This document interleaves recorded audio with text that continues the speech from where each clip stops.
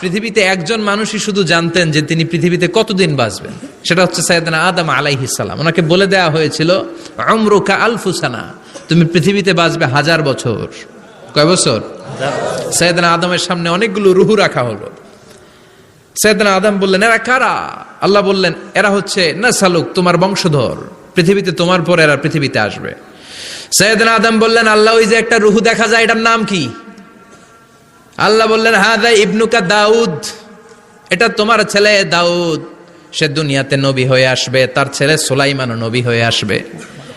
সাইয়েদনা আদম বললেন, মাবুদ, আমার ছেলে দাউদের কত বছর হায়াত আপনি দিয়েছেন? আল্লাহ বললেন, 40 সানা, মাত্র 40 বছর, 4 ইয়ার্স, 40 বছর তোমার ছেলেটা বাঁচবে। ও আল্লাহ, আমি বাঁচবো কয় বছর? তুমি বাঁচবা 1000 বছর। সুবহানাল্লাহ। সাইয়েদনা আদম বললেন, মাবুদ, এত ফুটফুটে সুন্দর আমার ছেলে দাউদ, মাত্র 40 বছর দিলেন কেন? জিদ মিন উমরিহি, বাড়ায়া দেন। কি করেন? সুপারিশ করতেছে পোলার লাইগা। কে? বাবা। আল্লাহ আপনি বাড়ায়া দেন। আল্লাহকে বাড়ানো যাবে না, লেখা হয়ে গেছে। রুফিআতিল আকলাম ওয়া জাফফাতিস সুহুফ, কলম তুলে নেওয়া হয়েছে আর কালি শুকায় গেছে, আর কিছু করা যাবে না। সাইয়েদনা আদম বললেন, মাবুদ, আমার 1000 বছর কেন দিলেন? আমার এই সুন্দর ফুটফুটে ছেলেটারে মাত্র শুধুমাত্র 40 বছর কেন দিলেন? ও মাবুদ, আমার 1000 বছরের দরকার নাই, আমার 1000 বছর থেকে 60 বছর আমি আমার ছেলেরে দিয়ে দিলাম। দাউদ আলাইহিস সালাম বাঁচবে 40 বছর, তো বাপ আদম যদি আরো 60 দেয়, 40 আর 60 মিলে কত হয়? 100। ভালো হিসাব বোঝে এরা, 100। আর আদম আলাইহিস সালাম পেয়েছিলেন 1000 বছর, 60 কমে গেলে রইল কত? 940 বছর পৃথিবীতে থাকার পরে মালাকুল মাউত চলে এসেছে।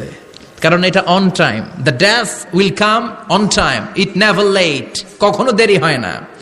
আল্লাহ বললেন, লিকুল্লি উম্মাতিন আজালুন ফাইযা জাআ আজালুহুম লা ইস্তাখিরুনা সাআতান ওয়া লা ইস্তাকদিমুন। মৃত্যুর একটা নির্ধারিত সময় আমি বেঁধে দিয়েছি, অন টাইম, অন টাইমেই চলে আসে, 1 সেকেন্ড আগেও আসবে না, 1 সেকেন্ড পরেও আসবে না। 940 বছর বয়সে মালাকুল মাউত এসে হাজির, এসে বলল, জিইতু আন আকবাদা রূহাক, রূহ কবজ করতে আসছি। আদম আলাইহিস সালাম বললেন, রূহ কবজ করতে আসছো মানে? আমি বাঁচবো তো 1000 বছর। কয় বছর?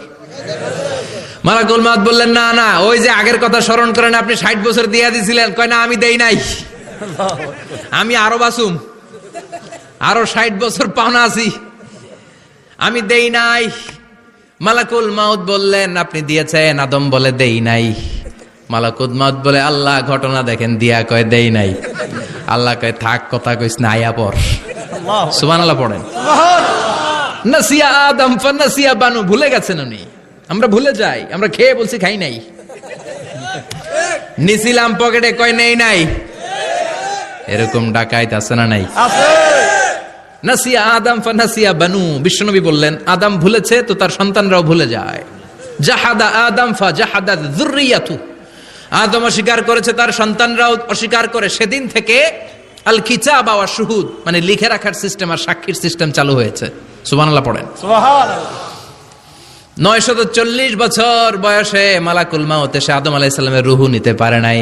উনি 1000 বছর যখন হয়েছে তখন এসে সাইয়েদনা আদম আলাইহিস সালামের রূহ কবজ করেছে। যে দিন পৃথিবীর প্রথম মানব, প্রথম নবীর রূহ মালাকুল মাউত দুনিয়া এসে কবজ করেছে, ওই দিনটাও ছিল জুমাবার। সুবহানাল্লাহ, আল্লাহু আকবার। আবার বিশ্বনবী বললেন,